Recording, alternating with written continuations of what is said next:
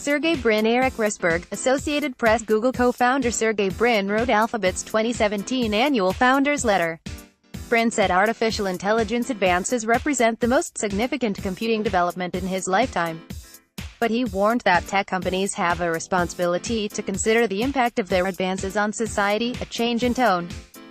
Sergey Brin, the cofounder of Google, stressed the need for caution, accountability and humility within the tech industry as its innovations become deeply and irrevocably ingrained in society, a striking shift in tone among a leader of the Silicon Valley business cohort famous for its certitude of its own righteousness. In the annual founders letter released by Google parent company Alphabet, Brin touted the far-reaching innovations in artificial intelligence, computing power and speech recognition in recent years. Every month, there are stunning new applications and transformative new techniques. In this sense, we are truly in a technology renaissance, Brin wrote in the letter published on Alphabet's investor relations site on Friday. Advances in artificial intelligence, he said, represent the most significant development in computing in my lifetime, but Brin said the tech industry could no longer maintain its wide-eyed and idealistic attitude about the impact of its creations. There are very legitimate and pertinent issues being raised, across the globe, about the implications and impacts of these advances, Brin said. Among these issues, how will they affect employment across different sectors? How can we understand what they are doing under the hood? What about measures of fairness? How might they manipulate people? Are they safe? Brin has seemed dismissive of hypothetical situations. In the past, the comments come as the tech industry, which represent the most valuable companies in the American economy, has come under fire for a variety of issues, including the collection and misuse of people's personal information, as highlighted by Facebook's Cambridge Analytica scandal, the spread of misinformation, propaganda and hate speech on services like YouTube, Google and Facebook, and a growing anxiety about our dependence on smartphones. Brin has been an important figure in the development of technologies once considered the stuff of science fiction, helping to shape the Google X Labs where products like self-driving cars, face-worn computers and airborne delivery drones were born. The 44-year-old Russian-born executive has at times shown himself to be dismissive of the public's concerns regarding potential impacts of technological advances, labeling some as hypothetical situations. We can debate as philosophers, but the fact is that we can make cars that are far safer than human drivers, Brin said at a tech conference in 2014, when asked about the ethics involved in creating self-driving cars that must choose between hitting a pedestrian or a truck.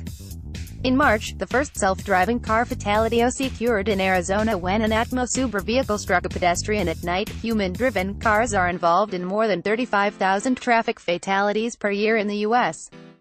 There is serious thought and research going into all of these issues, Brin wrote in the founders letter on Friday.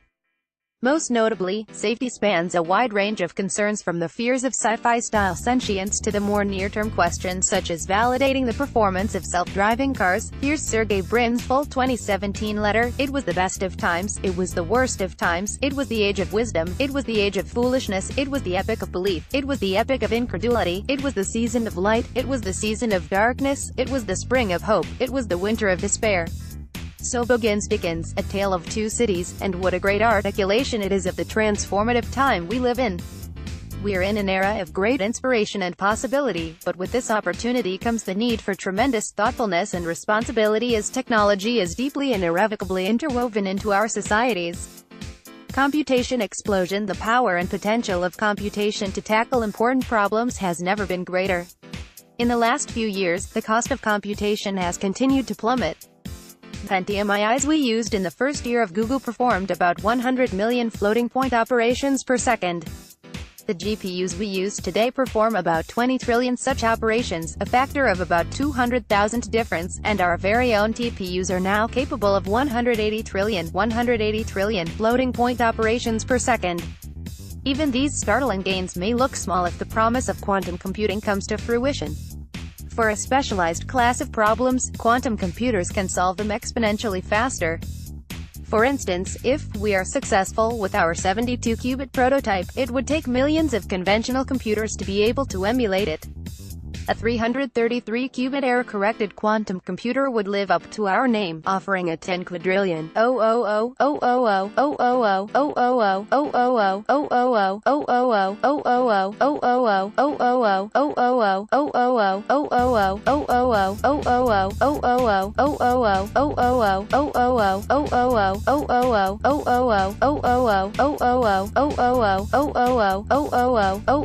x speedup.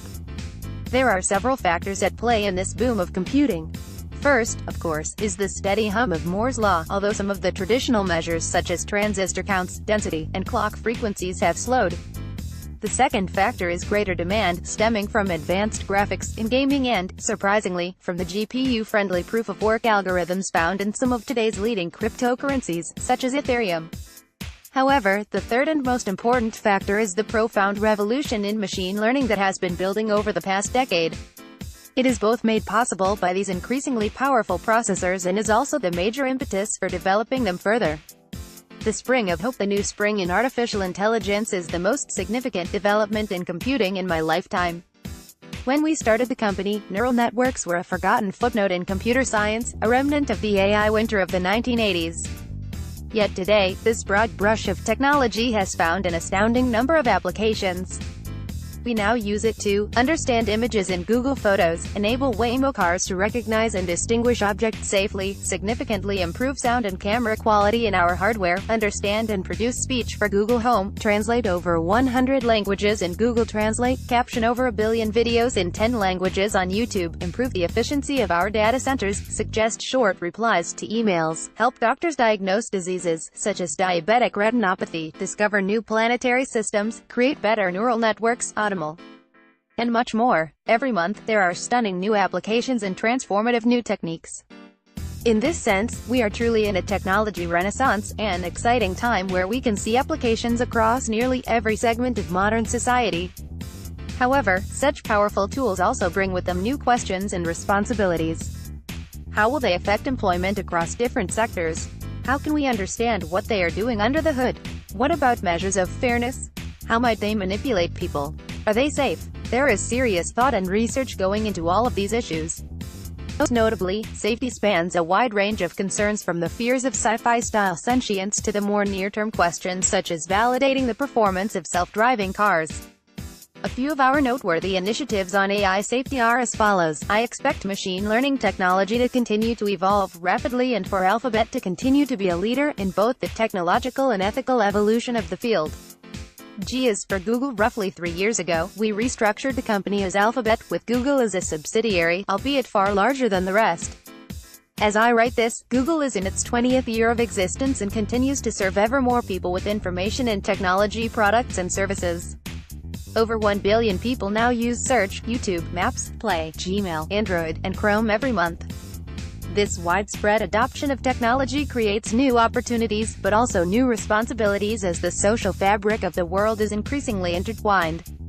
Expectations about technology can differ significantly based on nationality, cultural background, and political affiliation. Therefore, Google must evolve its products with ever more care and thoughtfulness. The purpose of Alphabet has been to allow new applications of technology to thrive with greater independence. While it is too early to declare this strategy a success, I am cautiously optimistic. Just a few months ago, the Onduo joint venture between Verily and Sanofi launched their first offering to help people with diabetes manage the disease. Waymo has begun operating fully self-driving cars on public roads and has crossed 5 million miles of testing. Sidewalk Labs has begun a large development project in Toronto. And Project Wing has performed some of the earliest drone deliveries in Australia. There remains a high level of collaboration. Most notably, our 2 machine learning centers of excellence, Google Brain, and X-Graduate, and DeepMind, continue to bring their expertise to projects throughout Alphabet and the world. And the Nest subsidiary has now officially rejoined Google to form a more robust hardware group. The epic of belief and the epic of incredulity. Technology companies have historically been wide-eyed and idealistic about the opportunities that their innovations create. And for the overwhelming part, the arc of history shows that these advances, including the internet and mobile devices, have created opportunities and dramatically improved the quality of life for billions of people. However, there are very legitimate and pertinent issues being raised, across the globe, about the implications and impacts of these advances. This is an important discussion to have.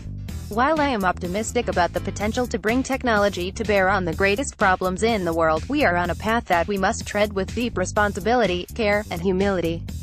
That is Alphabet's goal. Sergey Brin, President, Alphabet. Get the latest Google stock price here. More, Google artificial intelligence self-driving car. Sergey Brin, powered by Sales.